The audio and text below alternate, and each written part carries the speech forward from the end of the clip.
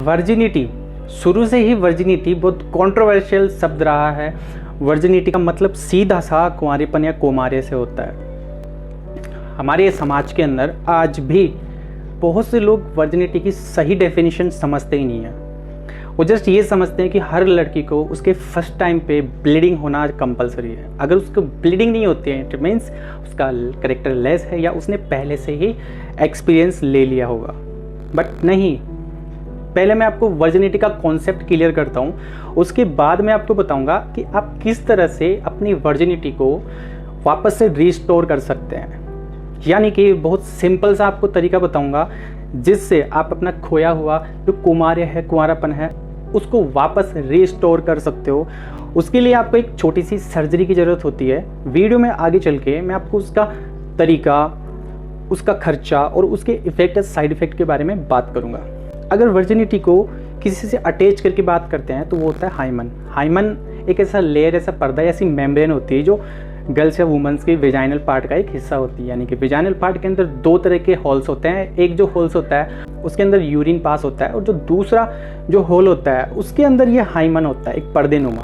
ये बहुत सॉफ्ट होता है, जैसे कि मेम्ब्रेन का बना होता है। ये इतना सॉफ्ट होता है कि छोटी मोटी जो एक्टिविटीज होती है उससे भी टूट सकता है। बहुत से लोग हाइमन प्रेजेंट होने को ही वर्जिनिटी मानते हैं, बट नहीं, यहाँ पे आपकी सोच गलत है या फिर आपको अधूरा नॉलेज है।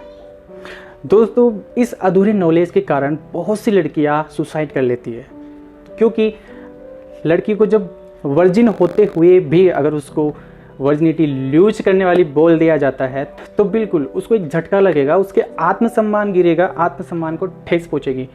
तो बिल्कुल आपको वर्जिनिटी का असली कॉन्सेप्ट पता होना जरूरी है, अदरवाइज ऐसे ही लड़कियां सुसाइड करती रहेगी।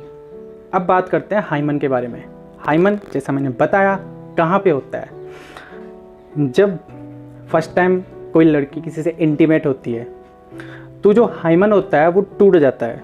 टूटने के बाद वहाँ से जो मेम्ब्रेन हटती है उसकी वजह से वहाँ से ब्लीड बाहर आता है, यानी कि ब्लीडिंग करती है, और यही वर्जिनिटी की पहचान होती है। बट नहीं, बहुत सी औरतों को या लड़कियों को बचपन से ही हाइमन होता ही नहीं है, यानी कि उनके सेकंड वाले होल के अंदर हाइमन अवेलेबल ही नहीं होता है जन्म से ही। तो क्या इसका मतलब वो वर्जिन नहीं है? बिल्कुल वो वर्जिन है।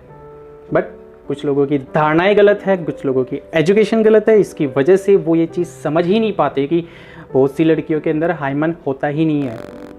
अब मैं हाइमन के टूटने के कारण बताता हूँ। जब हम किसी से फर्स्ट टाइम इंटीमेट होते हैं देन आपका हाइमन टूट सकता है। ये हुआ नेचुरल प्रोसेस। इसके अलावा और भी कारण है हाइमन के टूटने के, जैसे कि अगर कोई लड़की स्पोर्ट्स में इन्वॉल्व है, यानी कि वो खेल कूद करती है, दौड़ भाग या फिर जिम जाती है, तो उसकी वजह से भी उसकी बॉडी में बहुत सारे अप एंड डाउन होते हैं, तो उसका हाइमन टूट सकता है, यानी कई बार टूट ही जाता है।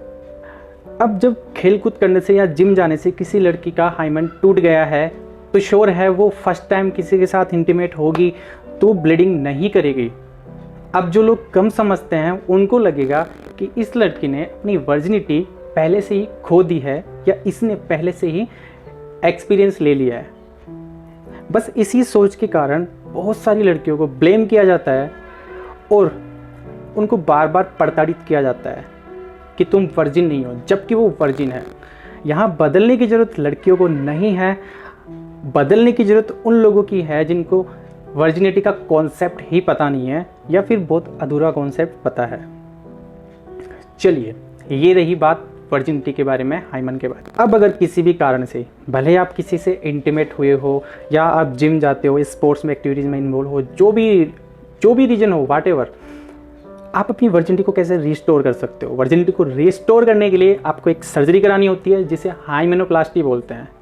अब इस सर्जरी के अंदर 30 से 40 हज़ार का खर्चा आता है, डिपेंड करता है डॉक्टर्स पे और वहाँ के हॉस्पिटल के चार्जेस पे, बट एवरेज आप मान के चलो तो इतने का खर्चा आता है।